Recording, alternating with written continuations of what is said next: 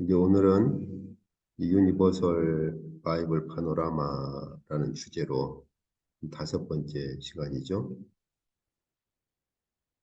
에,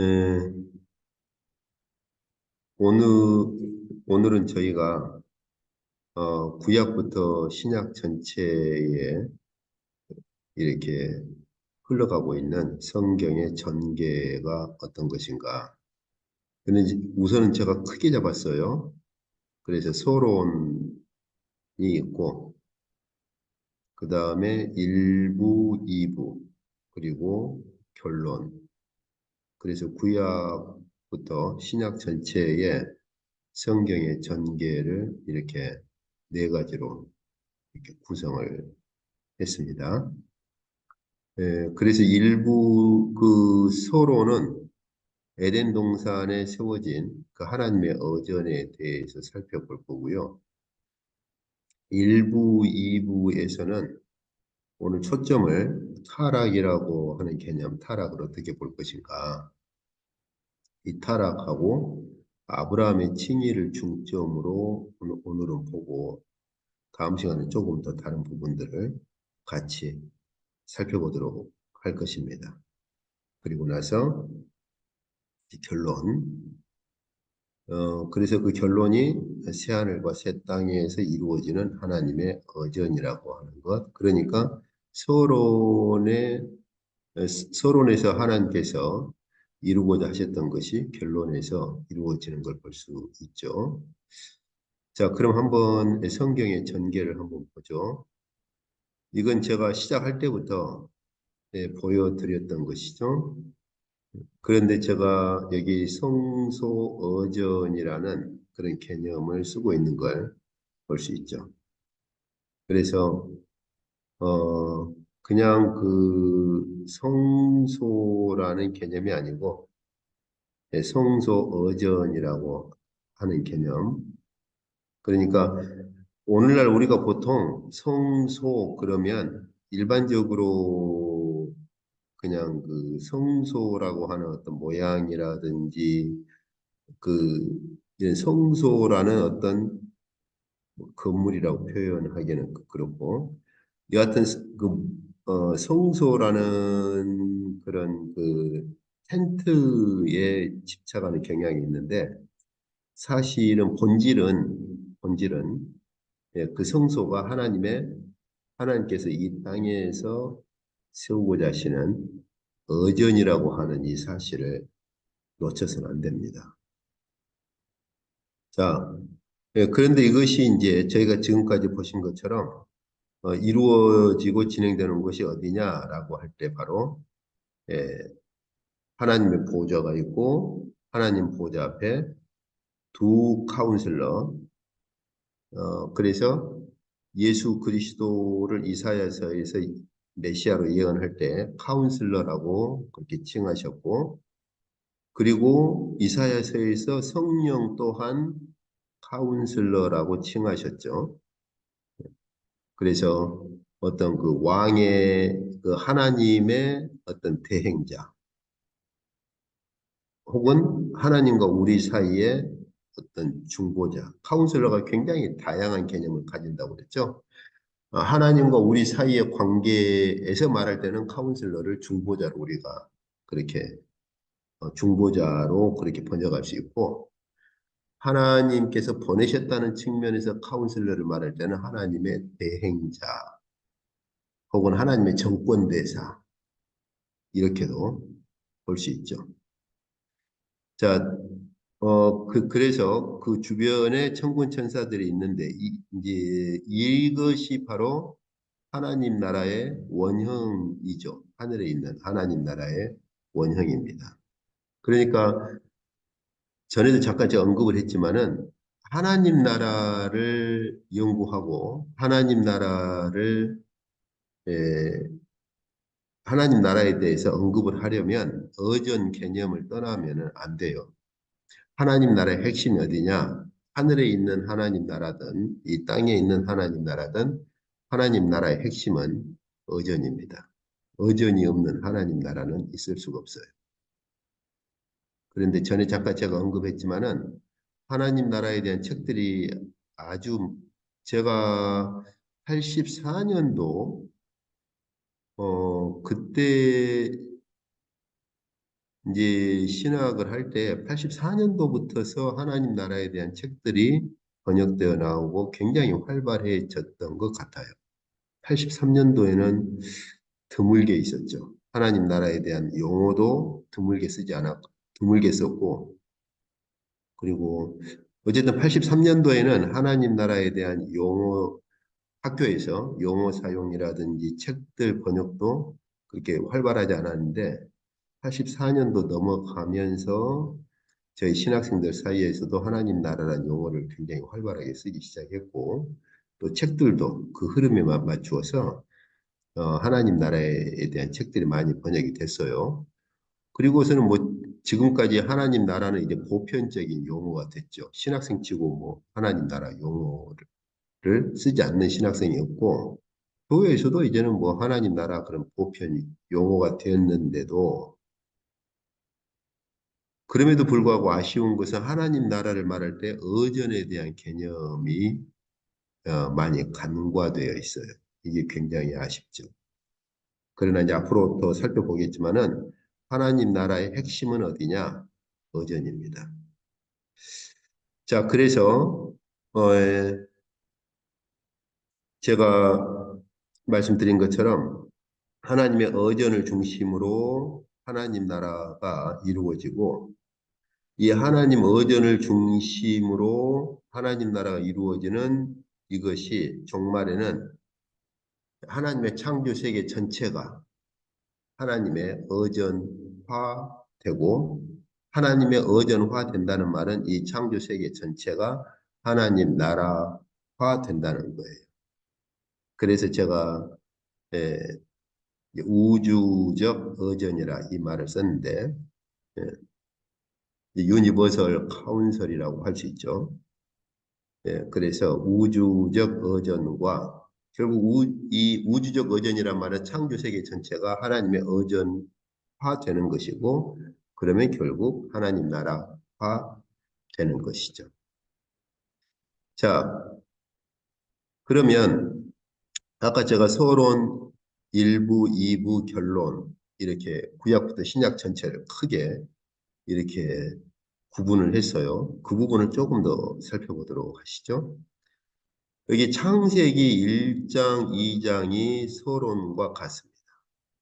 그리고 창세기 3장부터 11장까지를 일부로 봐야 돼요. 이제 그 이유는 다음 슬라이드에서 하나씩 하나씩 제가 보여드릴 건데, 창세기 3장부터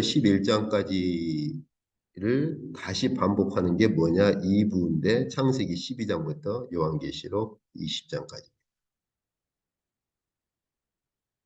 이제 이 부분에 대해서는 이제 다음 슬라이드에서 하나씩 하나씩 볼 겁니다. 그리고 나면 결론으로 계시록 21장, 22장에서 창세기 1장, 2장이 완성되는 거죠. 자, 그러면 왜 1부를 창세기 3장부터 11장까지로 보고 2부를 창세기 12장부터 계시록 20장까지 길게 이렇게 부분을 시도를 하는가? 한번 좀 그 부분을 조금 더 보시죠. 여기 창세기 서론, 창세기 1장, 2장에서는 주 내용이 하늘에 있는 하나님의 의전, 그리고 의전을 중심으로 있는 하나님 나라를 에덴의 동산에 설립하시는 것이 주 개념이죠. 이제 앞 시간에 저희가 잠깐 창세기 1장, 2장을 보았는데요. 또 이제 다음에 조금 더 구체적으로 볼 겁니다. 그래서 저희가 그 창세기 특히 그 2장에 있는 그러한 그 창조를 중심으로 거기 3장에서 타락 전까지 그러니까 이제 정확히 말하면 1장, 2장이 아니라 3장 그 타락 전까지를 잡아야 되는데 제가 크게 묶어서 이렇게 구분한 겁니다. 그 에덴에 있는 동산을 제가 거듭거듭 말씀드린 것처럼 하나님의 거처로, 여기 하나님의 거처라는 말은 저희가 사무엘 하를 보면 예, 하나님께서 거하시는 곳이라 이렇게. 그런데 이 하나님께서 거하시는 곳이라는 이 거처라는 개념이 사실은 무슨 개념을 가지고 있느냐? 바로 하나님의 의전 개념을 가지고 있어요. 전에도 잠깐 보았지만은 앞으로도 조금 더 반복해서 조금 더 자세히 좀 들어가 볼 겁니다. 그리고 그 에덴에 있는 동산은 불타는 곳이라. 그렇죠? 저희가 앞 시간에도 하나님께서 예, 그 에덴을 묘사하실 때 그렇게 묘사하는 걸 보았었죠. 이제 다음 슬라이드에서 더 볼 겁니다. 그리고 그 하나님께서 거하시는 그 동산, 그곳은 불타는 곳이고 하나님의 보좌가 있는 곳이고 거기에 아담을 천사와 같은 존재로서 천상적인 존재로서 아담을 거기에다가 두셨던 거죠. 그러니까 우리가 타락을 이해를 할 때 단순히 아담이 뭐 선악과 좀 따먹어서 에덴에 있는 동산에서 쫓겨났구나 이 정도만 생각하시면 안 되고 예, 천사와 같은 천상적인 존재의 지위를 잃어버린 것이죠. 그리고 아담을 쫓아내고 나서 하나님께서 에덴에 있는 동산만큼은 천사를 두어서 그 동산을 지키시고 호위하는 것을 볼 수 있죠. 이것은 바로 하늘에 있는 하나님의 의전의 구조하고 같습니다. 자, 그리고 나서 타락 후에 창세기 3장부터 11장까지는 타락 후에 이 땅에 있는 모든 민족에 대한 역사를 다루어요. 이 땅에 있는. 그래서 먼저 그 3장부터 9장까지는 타락의 시작, 그리고 타락의 진행, 그리고 심판. 세 가지. 타락 시작과 타락 진행, 그리고 심판. 이 세 가지가 3장부터 9장에 기록되어 있고, 그리고 10장부터 11장까지가 노아 홍수 이후에 민족을 분리해 버리시죠. 바벨탑 사건 때문에. 바벨탑에 대한 것도 저희가 이제 다음에 좀 볼 거예요.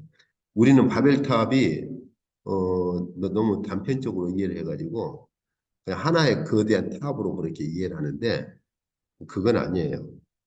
바벨탑 그 지구랏이라고 하는데 지금 발굴된 지구랏만 해도 상당히 많고 지구랏을 중심으로 형성된 사회와 그 사회의 문화가 있어요.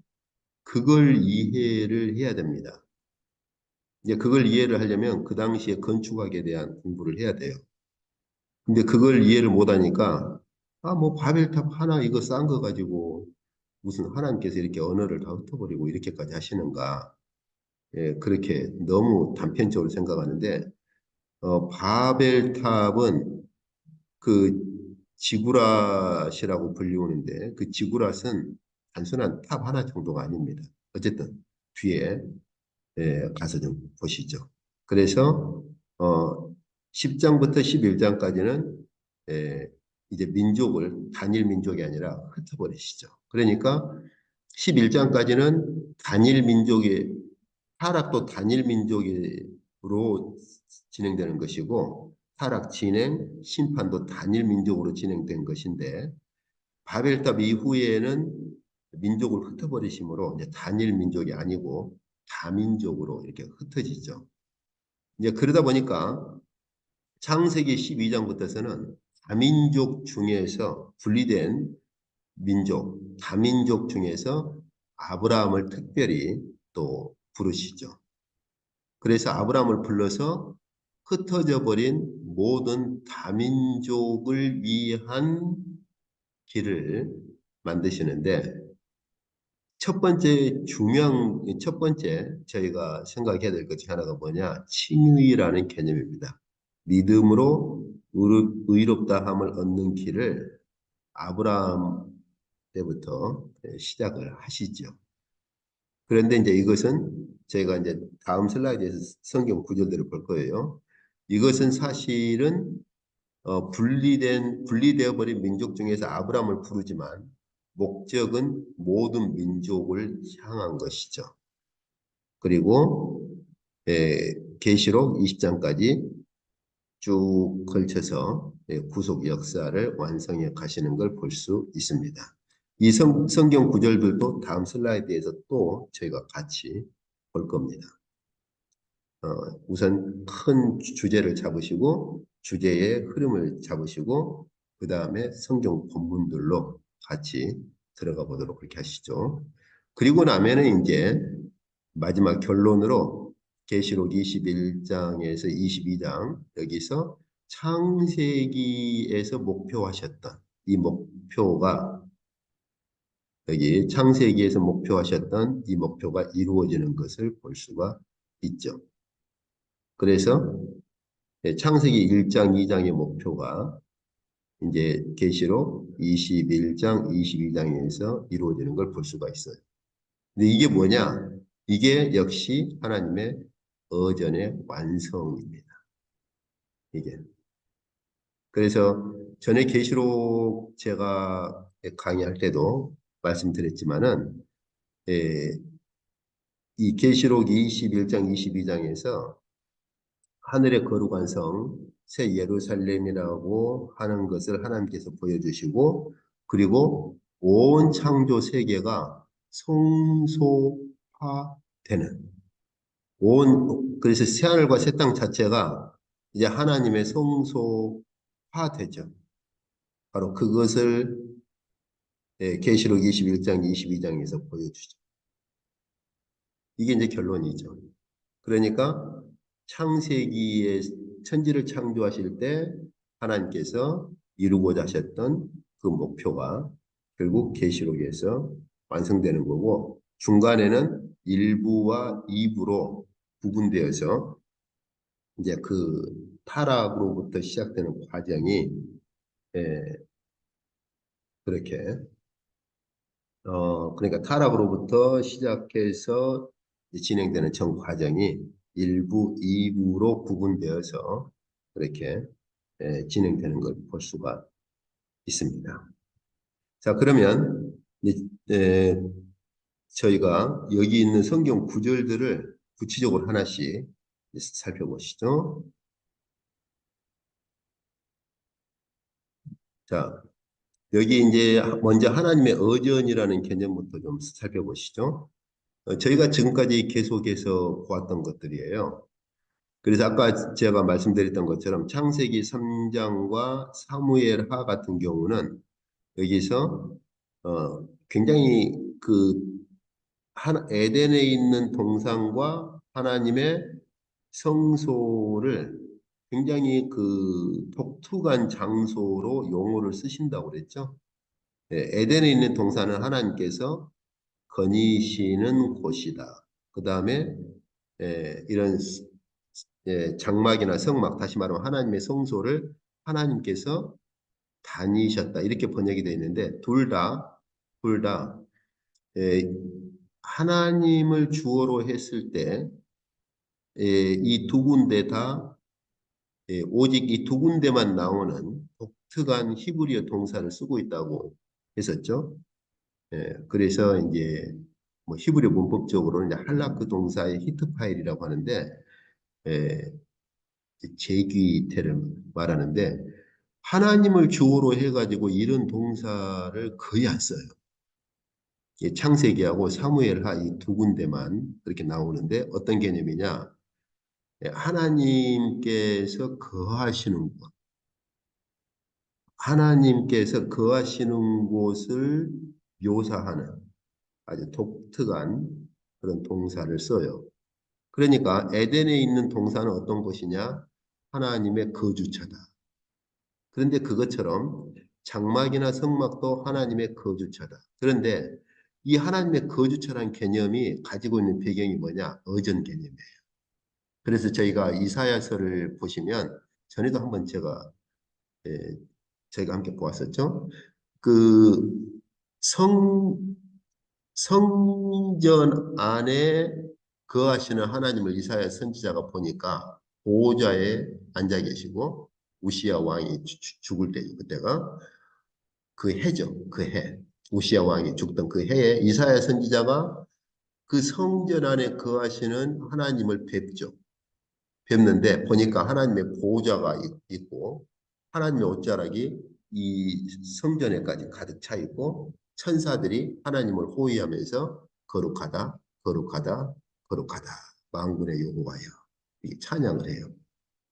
그래서 여기 에덴에 있는 동산, 장막과 성막, 성전 이런 것들을 보았을 때 단순히 하나님의 거주처다. 이제 이 정도를 넘어서서 어떤 거주처냐?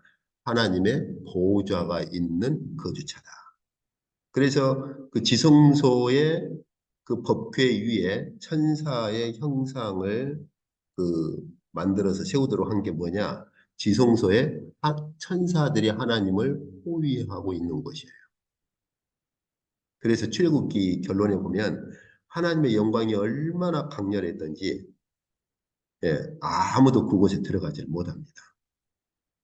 그러니까 여기 에덴에 있는 동산, 장막이나 성막, 그 다음에 성전, 바로 이 개념은 하나님의 보호자가 있는 곳이고 천사가 호위하고 있는 곳이어서 하나님께서 땅 위에 세우신 어전이다. 이렇게 봐줘야 돼요. 하나님의 어전인 거죠.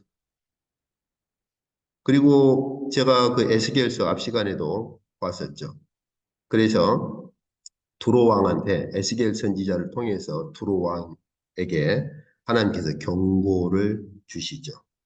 그래서 다시 말하면 두로 왕도 다시 말하면 사람이 창조되었을 때 제가 거듭 말씀드리지만은 에스겔서 28장을 많은 주석들이나 많은 책들에서 천사 타락으로 보는데 그러면 네가 지음을 받던 날에 너를 위해 소고와 비파가 준비되었다. 그럼 한마디로 천사가 창조되던 날에 천사를 위해서 소고와 비파가 준비되었다.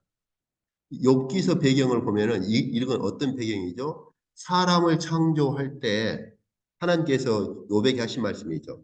사람을 창조하고 세상을 창조하실 때 하나님의 아들들인 천사들이 환호성을 지르고 찬양을 하고 손뼉을 치고 너무너무 기뻐했다고 하나님께서 그 말씀을 욥에게 하시죠. 욥이 지치다 못해서 한탄도 하고 그러니까 너 천지가 창조될 때를 아느냐 하나님께서 네. 그래서 그때 말씀하시는 그 상황하고 거의 같아요. 그러니까 결국 이거 뭐냐 네가 짐을 받던 날에 이 말은 두로 왕 너 같은 사람이 창조될 때를 지금 말하는 거지 이게 지금 천사 타락으로 볼 수 있는 그 구절이 아니에요. 그래서 사람이 창조될 때에 소고와 비파가 준비되어서 하늘에서 찬양이 울려 퍼지고 그리고 사람은 어떤 존재로서 기름 부음을 받고 거의 천사와 같은 존재로 하나님께서 세웠다 그 말이에요. 그리고 바로 아담, 아담이 하나님의 거룩한 산에 있어서 불타는 돌들 사이에 다녔다는 거예요. 다시 말하면 하나님의 보호자가 임하면 그곳은 불이 붙어요. 하나님의 하나님의 보호자를 에스겔 선지자가 보니까 불이 예, 불이 이렇게 활활 타오르고 있잖아요. 그래서 그 에덴에 있는 동산을 이렇게 하나님께서 에스겔 선지자를 통해서 두로 왕에게 말하는데 그때에도 이 에덴에 있는 동산을 이렇게 하나님의 의전과 같이 이렇게 묘사를 하고 있습니다. 그리고 아까 제가 말씀드린 것처럼 그 아담이 쫓겨났을 때 에덴 동산의 동쪽에 그룹들, 즉 천사들, 예, 천사들을 배치를 하시고 그 다음에 여기 두루 도는 불칼 이렇게 돼 있는데 불칼인데 불칼이 스스로 돌아가는 예, 두루 도는 이렇게 번역을 해 놓으니까 무슨 말인지 좀 이해하기 힘들죠. 예, 제귀태입니다. 불칼이 스스로 이렇게 빙글빙글 돌아가는 불칼을 그러니까 천사들로 하여금 동산을 지키고 이렇게 스스로 이렇게 돌아가고 있는 불칼을 거기에 두어서 생명나무로 접근하지 못하도록 이렇게 그걸 지키도록 하셨다는 것이죠. 이것의 반영이 뭡니까? 성소를 만들 때 지성소입니다. 지성소를 천사로 하여금 지키게 하시죠. 그래서 이런 말씀들을 보았을 때 에덴에 있는 동산은 하나님의 어전과 같은 곳이다. 이렇게 볼 수 있는 것이고 그렇다면 저희는 왜 하나님께서 천지를 창조하시고 그리고 그 에덴 가운데 동쪽에 동산을 별도로 하나님의 동산, 하나님의 정원을 두셨는가 하는 걸 알 수 있죠. 그건 곧 하나님께서 그 에덴의 동쪽에 있는 동산에 하나님의 어전을 세우고자 하셨던 것이고 그 어전을 중심으로 하나님 나라를 이 세상에 세우고자 하셨던 것이죠. 그래서 아담을 거기다가 그렇게 두신 겁니다. 자, 그러면 이제 1부, 2부를 좀 보시죠. 타락과 아브라함의 칭의, 오늘은 이 두 가지에 초점을 맞춰서 좀 보도록 하겠습니다. 여기 창세기 방금 제가 말씀드렸지만 창세기 2장에서 하나님께서 아담을 에덴에 두셔가지고 이게 경작하게 이렇게 되어 있는데 경작이라는 번역은 좀 그렇고요. 음, 한 단어로 번역하기가 좀 쉽지 않은데 하나님의 종으로서 그 에덴에 있는 동산을 이제 매니지하고 관리하고 이렇게 에, 어쨌든 그 에덴에 있는 동산을 관리하도록 그렇게 두셨고 근데 또 한 가지 좀 독특한 개념이 나오죠. 지키게 하셨다. 그죠? 에덴에 있는 동산을 지키게 했다. 지키게 했다. 무슨 뜻일까요? 그죠? 다시 말하면 천지 창조 이후에 하나님께서 에덴에 있는 동산에 아담을 두는 그 즈음에 천사 타락이 있었다고 볼 수가 있겠죠. 그래서 에덴에 있는 동산을 지키도록 그렇게 아담을 거기다가 두신 거죠. 이것은 이제 바울에게서도 그렇게 그 개념이 나오는 걸 볼 수 있는데 이제 여기 선악과에 대한 문제는 뒤에 언약에 대한 문제를 다룰 때 좀 보시고 바울은 그래서 타락을 어떤 관점으로 말을 하느냐 한 사람 여기 이제 아담을 가리키죠 당연히 한 사람으로 말미암아 죄가 세상에 들어왔다. 그렇죠? 죄가 세상에 한 사람으로 말미암아 죄가 세상에 들어왔다. 그러니까 하나님께서는 아담을 에덴에 있는 동산에 두어서 그 에덴에 있는 동산을 지키게 하셨거든요. 그런데 아담이 그걸 지키지 못하고 죄가 들어왔을 때 바울은 그것을 죄가 세상에 들어온 것으로 말합니다. 다시 말하면 에덴에 있는 동산을 세상의 중심지로 보는 거죠. 그래서 죄가 세상에 들어오고 죄로 말미암아 사망이 들어왔는데 그다음 보세요. 그 결과 어떻게 되었느냐? 여기 보시면 사망이 왕노릇하게 되었다. 죄를 짓든 안 짓든 상관없이 사망이 왕노릇하게 되었다. 이렇게. 오늘 오늘 제가 그 꼬롱에서 설교하면서 죄에 대한 문제를 언급을 했는데 우리는 보통 내가 어떤 윤리적인 죄를 지으면 죄를 지었다고 그렇게 얘기를 하는 것이죠. 근데 이 캄보디아 사람들에게는 그렇게 설명을 하면 죄라는 개념이 굉장히 설득력이 없어요. 이쪽 사람들 같은 경우는 그냥 조용조용하게 살고 이렇게 물론 이제 그렇지 않은 사람도 있지만 일반적으로는 뭐 특별한 욕심 없이 순하게 살다 보니까 그런 윤리적인 죄로 접근하면 별로 설득력이 없어요.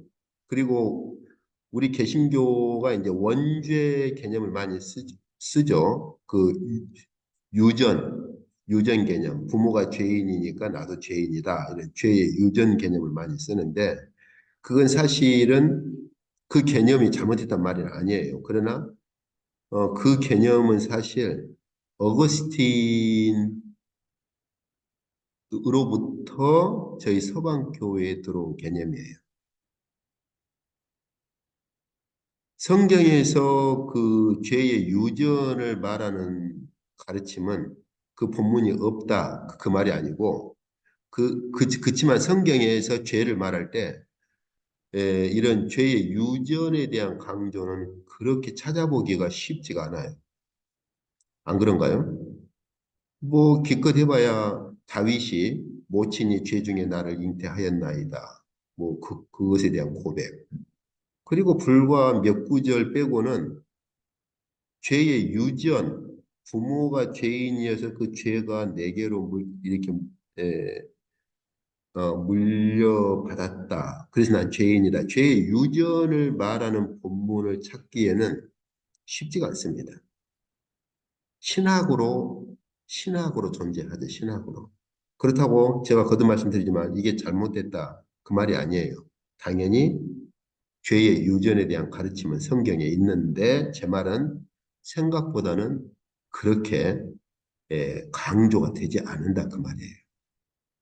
그러면 어떤 부분을 강조하느냐? 바울은 하나님께서 아담을 에덴에 있는 동산에 두어서 그 에덴에 있는 동산을 지키게 했는데 바울은 로마서에서 그 아담으로 말미암아 죄가 세상에 들어오고 그 죄로 말미암은 사망이 왕노릇했다. 아담의 범죄와 같은 죄를 짓지 아니한 자들까지도 그러니까 아담으로부터 물려받은 그 무엇 혹은 아담과 같은 범죄를 지었든 안 지었든지 문제는 뭐냐? 사망이 통치하고 있다. 여기 왕노릇이라고 번역되어 있는데 사망이 통치했다는 말입니다. 죄와 죄로 말미암은 사망이 세상을 통치하고 있다는 거예요.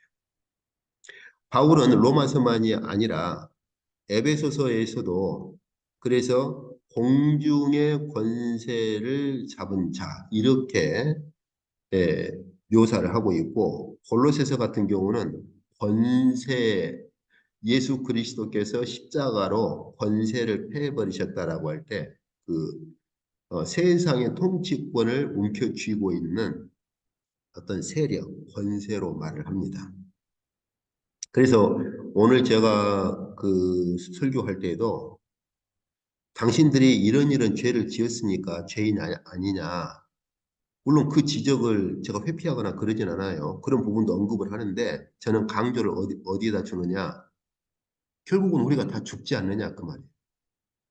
무엇 때문에 그럼 무엇 때문에 우리가 결국은 다 죽어야 하느냐? 죄 때문에 그런 것 아니냐? 그렇다면 우리가 윤리적인 죄를 지었든 안 지었든 결과는 뭐냐?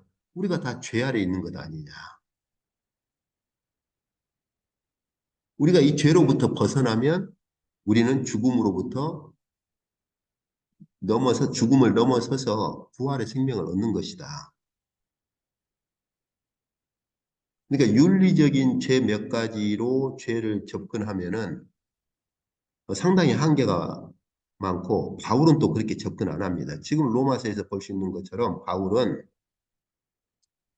아담 때문에 죄가 결국은 에덴에 있는 동산으로 들어와서 세상을 정복하게 되었고 모든 인류는 죄의 세력 아래 있기 때문에 죄인인 거예요. 죄를 지었든 안 지었든 부모로부터 죄를 물려받았든 안 받았든 그런 것과 상관없이 우리가 죄의 통치 아래 있다는 사실이에요.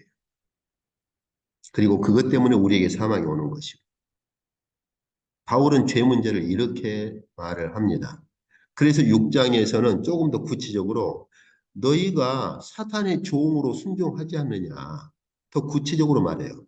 사망이 왕노릇하는데 그럼 어떻게 사망이 왕노릇하느냐? 사탄이 우리를 자기의 종으로 삼는다. 그러니까 사람의 실례를 우리가 사람의 실례를 가지고 얘기를 하더라도 내가 누군가에게 순종하고 통치를 받으면 그 사람의 종 아니냐? 그 말이에요. 그러니까 너희가 죄와 사망이 왕노릇 할 때 그 죄와 사망의 종노릇 했기 때문에 너희는 죄의 종이지 않느냐 그 말이에요. 이런 점에서 이런 점에서 우리는 죄인이고 죄 아래 있다라고 말을 하는 겁니다. 이런 점에서. 그런데 안타깝게도 죄 문제를 말할 때 어, 윤리적인 죄 몇 가지로 접근을 하거나 혹은 왜 우리가 죄인이냐 그럴 때 대표설 그렇죠. 그래서 저도 신학생 때 그렇게 가르쳤어요. 우리나라 우리 일제 시대 때 그러죠. 예,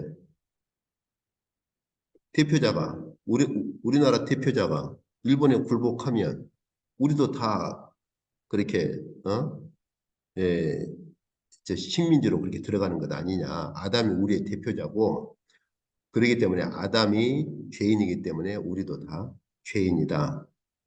그렇게 대표설 혹은 아까 말한 유전 부모가 죄인이니까 그래서 뭐 이조 시대 실례를 들어가지고 부모가 종이면 그 자녀들 그 자식들도 종 아니냐 이런 비유를 가져오기도 했고요. 그렇지만 제가 이제 거듭 말씀드리지만 이게 잘못됐다 제가 그걸 말씀드린 건 아니고 그런데 바울은 무엇을 강조하느냐 그 말이에요. 바울의 강조는 죄에 대해서 말할 때 바울의 강조는 그런 쪽보다는 죄가 세상을 통치하고 있다. 모든 인류는 죄의 통치 아래 있다. 그러니까 죄인이다. 그리고 그 싹은 사망이다. 세상을 통치하는 죄의 종으로 지금 예, 인류는 살아가고 있고 그래서 그 죄의 종으로 살아갔을 때 그가 종으로서 받는 싹은 결국은 사망이다. 이 관점으로 말을 하는 거예요. 이 관점으로. 이 관점이 어디서 오느냐? 바로 창세기의 타락, 바로 예, 이 개념으로부터 오는 것이죠. 그래서 저희가 뭐 대표설을 가지고 말할 수도 있겠고, 유전을 가지고 말할 수 있겠고, 윤리적인 걸 가지고 말할 수도 있겠으나 그 모든 것들은 사실은 어디에서 오느냐? 온 세상이 죄의 통치 아래 있기 때문에 오는 거예요. 바울은 거기에 강조를 둡니다. 온 세상은 죄 아래 속해 있고 죄가 세상을 통치한다. 그것이 죄의 근본이다. 그래서 우리가 죄를 짓든 안 짓든 우리는 죄의 통치 아래 있다. 그렇기 때문에 우리의 마지막은 사망이다. 이것이 죄의 근본입니다. 이것이. 이 근본의 시작이 어디냐? 아담이죠. 에덴에 있는 동산을 지키도록 했는데 지키지 않고 문을 열어줘 버린 거죠, 죄에게. 그래서 결국은 죄가 에덴 동산에 들어옴으로 세상에 들어온 것이 되어버리고 세상을 통치하게 된 것이죠. 자, 그러면 그 창세기 이제 3장부터서 그래서 그 가인과 라멕에게 나타난 타락의 모습이 기록돼 있죠. 그래서 가인 같은 경우는 왜 가인의 제사를 안 받았냐 했을 때 뭐 또 여러 가지 해석들을 제시하죠. 예. 어, 그런데 저희가 한 가지 생각을 해야 될 것이 가인이나 아벨이 드린 그 제사는 뒤에 이제 저희가 레위기서 볼 때 같이 볼 겁니다만 화목제입니다. 속죄제가 아니에요. 그리고 에덴 동산 그 에덴에 있을 때나 그 출애굽 이전에는 제사가 그렇게 뭐 속죄제 같은 경우는 세분화되지 않았고 예, 특히 이 가인이나 아벨이 드렸던 제사는 일종의 화목제 성격이어서 그 히브리 단어가 그래요. 뒤에 레위기서 볼 때 같이 보시죠. 일단 지금 또 그렇게까지 가면 얘기가 또 곁길로 가니까 그래서 이 짐승을 잡았던 안 잡았던 이것은 아무런 관계가 없어요. 그럼 왜 하나님이 가인의 제사를 안 받으셨느냐? 하나님께서 하신 말씀이 있죠. 그렇죠? 여기 보면 가인에게 말씀하시죠. 네가 분노를 품고 이렇게 분해하는 것은 어떻게 된 거냐? 안색이 변한 건 어떻게 된 거냐? 네가 선을 행한다면 어찌 낯을 들지 못하겠느냐? 그러면서 죄가 이게 문에 엎드려 있다 이렇게 돼 있는데 죄가 바로 네 앞에 이렇게 웅크리고 있다. 그 말이거든요. 그래서 죄가 너를 지금 다스리기를 지금 죄가 너를 이렇게 집어삼키고 너를 다스리기를 원하는데 너는 죄를 예, 통제를 해야 된다. 이 가인의 상태를 이렇게 하나님께서 말씀하신 거예요. 지금 죄의 욕망이 너한테 지금 가득 있지 않느냐. 네가 선을 행하지도 않을 뿐만 아니라 죄의 욕망이 지금 너한테 가득 있는데 너는 네 앞에 있는 죄의 욕망을 너는 지금 억제를 해야 된다. 그런데 결국 가인은 그 죄의 욕망을 억제하지 못하고 아벨을 죽이죠. 이것 때문에 제사 안 받으신 거예요. 예. 무슨 뭐 예, 짐승을 잡았기 때문에 혹은 짐승을 안 잡았기 때문에 그거하고는 아무런 상관이 없습니다. 어쨌든 뒤에 레위기서 보실 때 제가 한 번 더 비교를 해드릴게요. 요한도 그렇게 해석을 합니다. 하나님의 자녀들과 마귀의 자녀들을 말하면서 가인같이 하지 말아라. 그는 이미 악한 자에게 속해 있었다. 가인은 이미 제사 드릴 때 악한 자에게 속해 있었고 결국 그 아우를 죽이기까지 하죠. 이게 뭡니까? 바울이 말하는 죄의 통치, 세상에 들어온 죄가 통치하는 양상이죠. 다시 말하면 여기 보세요. 죄가 지금 너를 원한다 그 말은 죄가 너를 지금 이렇게 통치하려고 한다는 거예요. 아까 바울이 말한 것처럼 바로 죄가 세상을 통치하는데 가인은 바로 그 죄의 통치를 받은 거죠. 역시 라멕도 마찬가지죠. 창세기 4장에서. 그래서 누가 나를 상처 입히니까 나의 상처로 말미암아 내가 사람을 주겠다. 누가 좀 뭐 어떻게 되는지 모르겠으나 어쨌든 상처를 좀 입히니까 그 사람을 죽였고 나의 상함으로 말미암아 소년을 주겠다는 것. 그러면서 하나님의 심판을 조롱까지 합니다.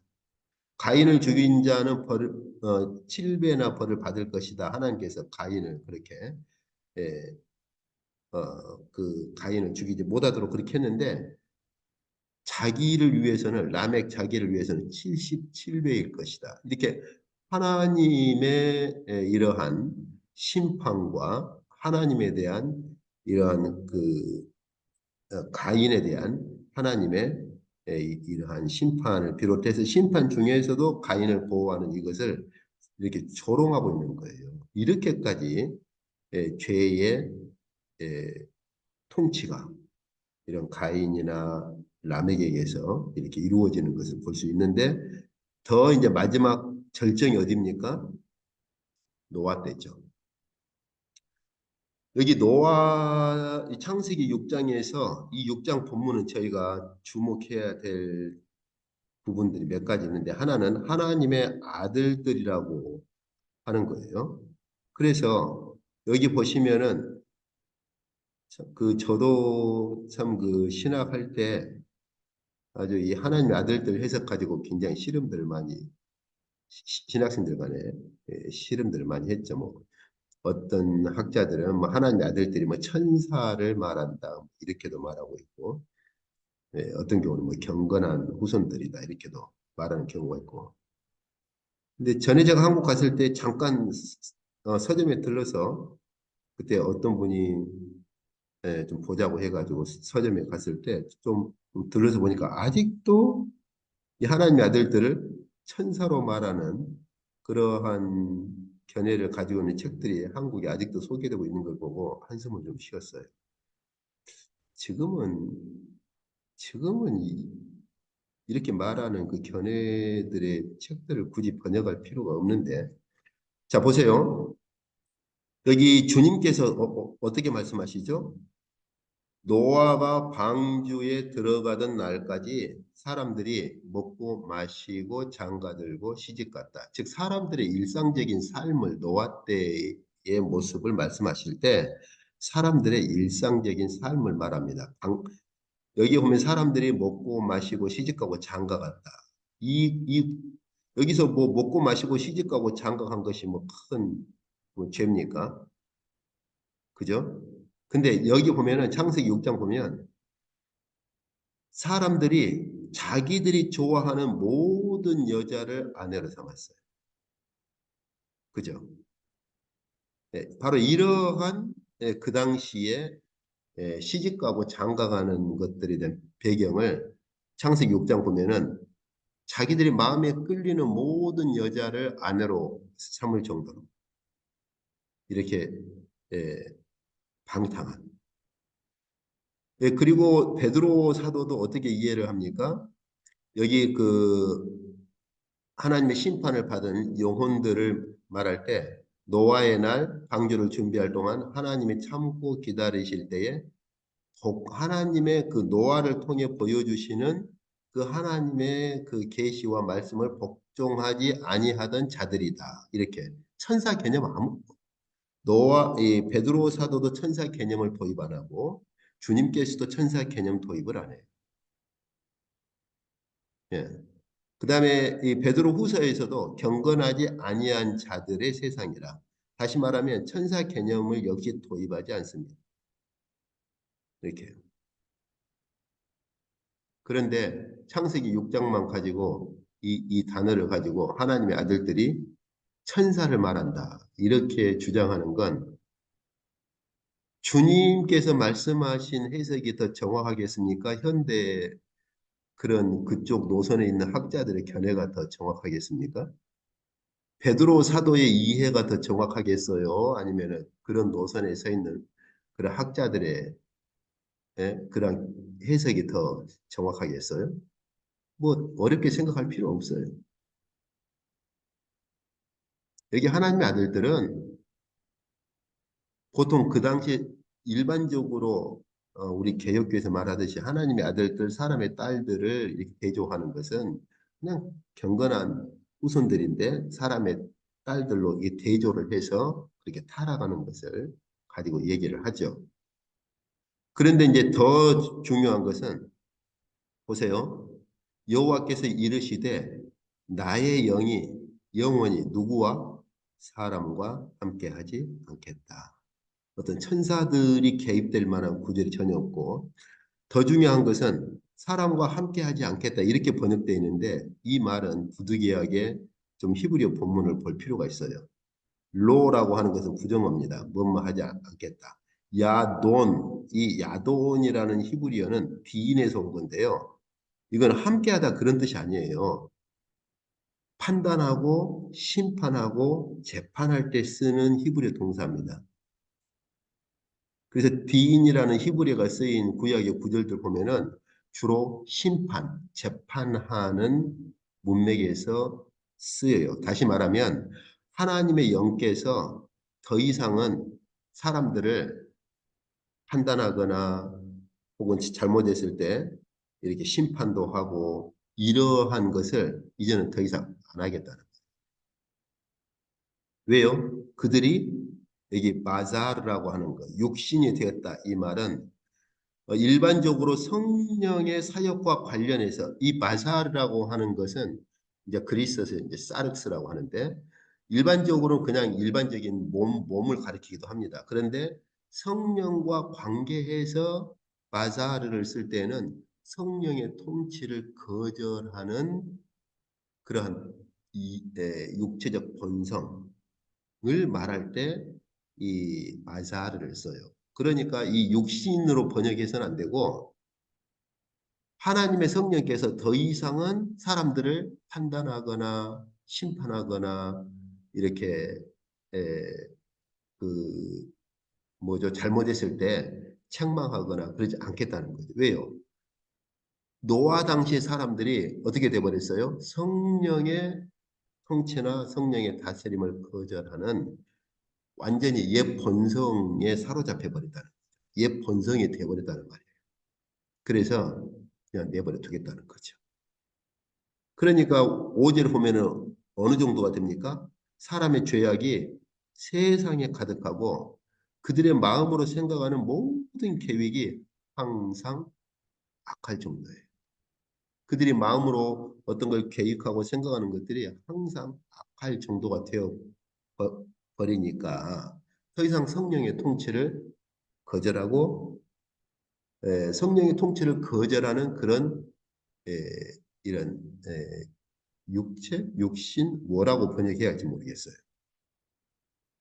그러한 이런 어, 로마서에서 우리 한글 번역이 어떻게 나와 있는지 모르겠어요. 어떤 육체 혹은 육신, 근데 물리적인 이런 육체나 육신을 말한 것이 아니라 옛 본성이 돼버린 거죠. 그러니까 내버려 두겠다는 거고 여기서 영원이라는 말은 심판받을 때까지 120년 기간을 말합니다. 여기서 히브리어 그 올람이라고 하는 것은 영원을 말하지만 긴 시간을 말하기도 하는데 그들이 120년 동안 120년 후에 있을 심판 때까지는 그냥 내버려 두겠다 그 말이에요. 이게 이제 창세기에 가인과 라멕에 이어서 타락의 극치가 이렇게 진행되는 것이죠. 다시 말하면 아까 바울이 로마서에서 말한 것처럼 죄가 세상을 통치할 때 그 통치의 그 극치가 바로 이렇게 돼버린 것이죠. 이렇게 해서 세상에 대한 심판이 이루어집니다.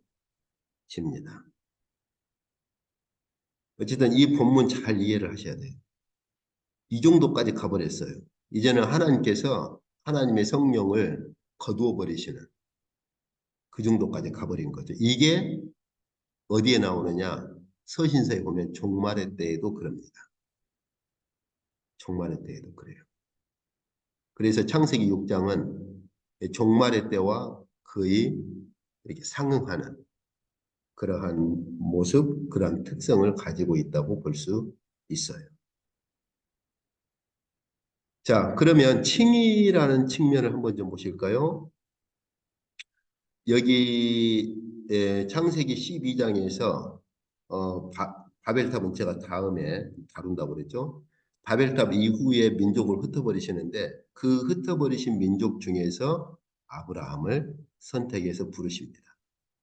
그리고 중요한 것은 아브라함을 선택해서 부르실 때 바로 믿음으로 의롭다 하는 그러한 길을 아브라함으로부터 시작하시죠. 그리고 바울은 로마서에서 칭의 이 할례가 뭐냐? 바로 믿음으로 의롭다고 하셨다는 것을 확인하시고 인치신 것이 바로 할례다라고 말을 합니다. 그래서 이것을 이루시려고 구약의 전 역사에서 예, 아브라함으로부터 시작해서 이스라엘을 형성하시고 언약을 체결하시고 성소를 설립하셔요. 이제 이런 걸 저희가 보면 칭의라는 말을 너무 단순하게 이해를 해서는 안 된다 하는 걸 알 수 있어요. 보통 믿음으로 의롭다함 받잖아. 난 믿잖아. 이렇게. 그런데 믿음으로 의롭다함을 받는 백성들을 부르시는 과정을 보면 모세 5경부터서 그리고 구약 전체에 걸쳐서 보면 어떤 믿음을 요구하시는가. 단순히 오늘날 교인들이 나 믿잖아. 주일날 교회 가잖아. 이런 것이 아니라는 걸 알 수 있어요. 앞으로 이제 볼 거예요.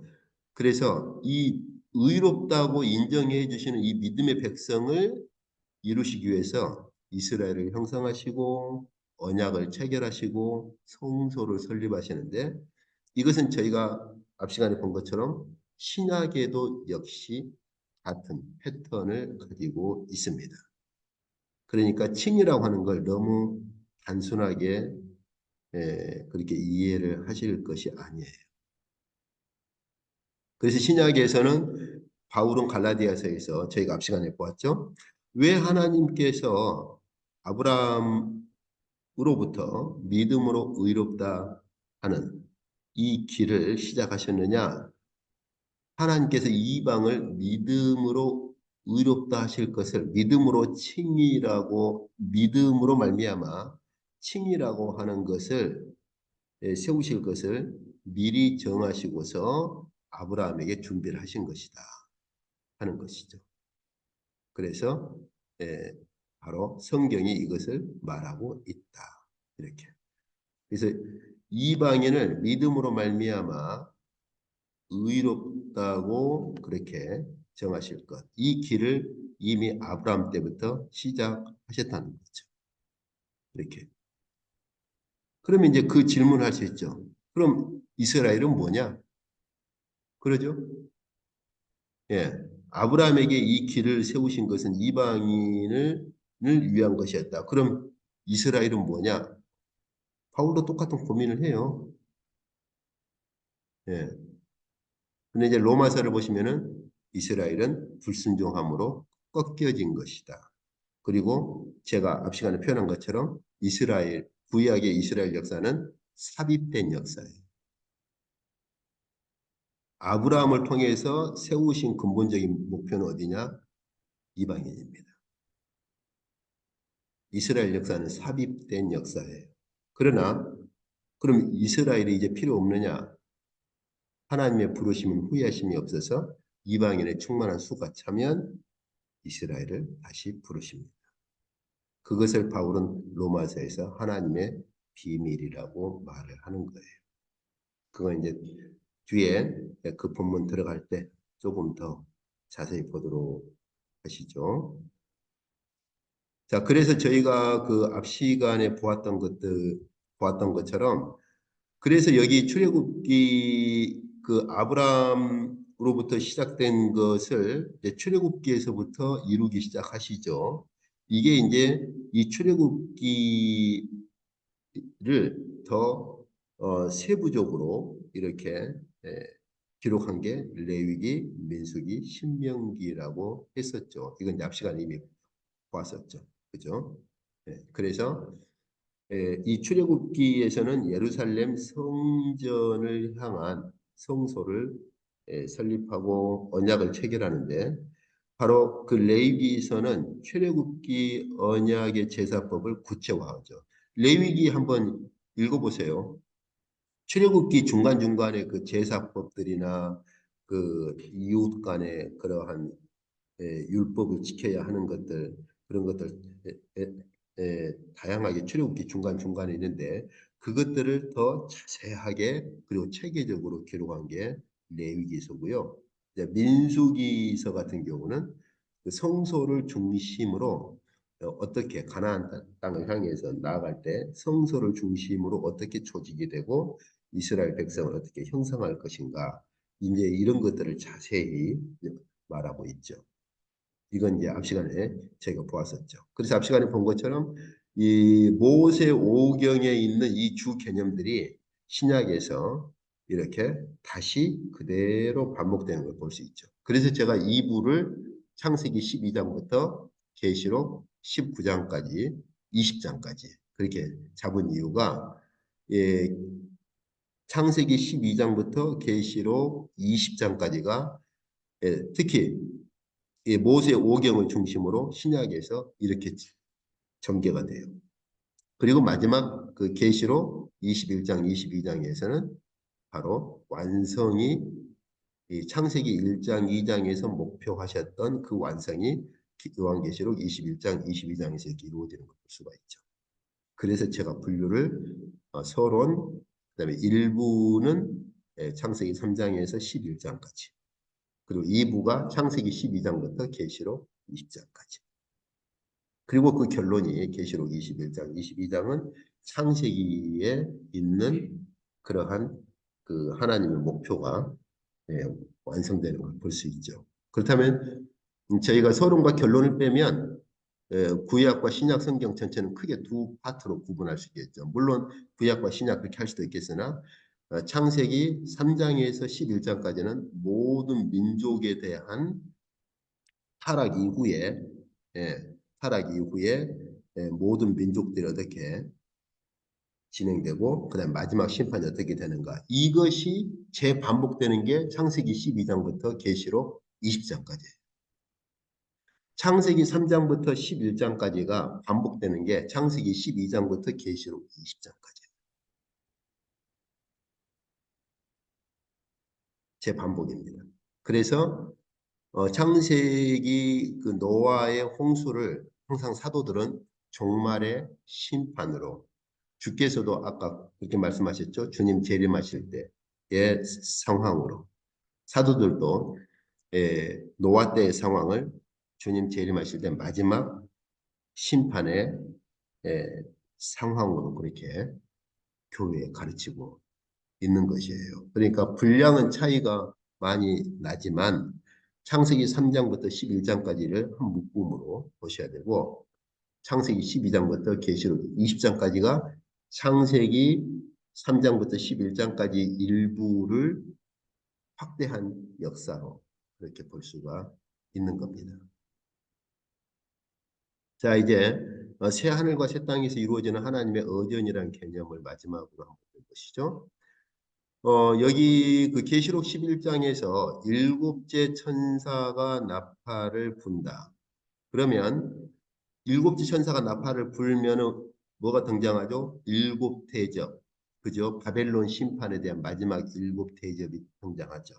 그래서 일곱째 천사가 나팔을 불어서 일곱 대접 심판이 등장하면 드디어 그때가 어느 때이냐? 세상 나라가 우리 주와 그리스도의 통치를 받는 그러한 하나님의 나라가 완성되고 세세토록, 여기도 마찬가지 왕노릇 하신다 이렇게 되어 있는데 통치하신다 그 말이에요. 그러면 이제 그것을 마지막으로 확인시켜 준 게 뭐죠? 일곱 대접 심판이 끝나고 계시록 21장 보니까 바로 새 하늘과 새 땅을 보죠. 이렇게 새 하늘과 새 땅을 보는데 이 새 하늘과 새 땅의 거룩한 성 새 예루살렘이 하늘로부터 내려오는 걸 볼 수가 있습니다. 근데 그 성은 하나님의 영광이 가득 차요. 그리고 그 하나님의 영광을 누가 비치느냐? 어린 양께서 비칩니다. 이게 등불이라는 번역 조심하라고 그랬죠? 예. 그래서 제가 공교회에서 표현했던 빛으로부터 오신 빛이시고 참 하나님으로부터 오신 참 하나님이시다, 이런 표현처럼 하나님의 영광이 비치는데 누가 그 영광을 비치느냐? 어린 양께서 그 하나님의 영광을 비치신다. 어디에서? 새하늘과 새 땅에서.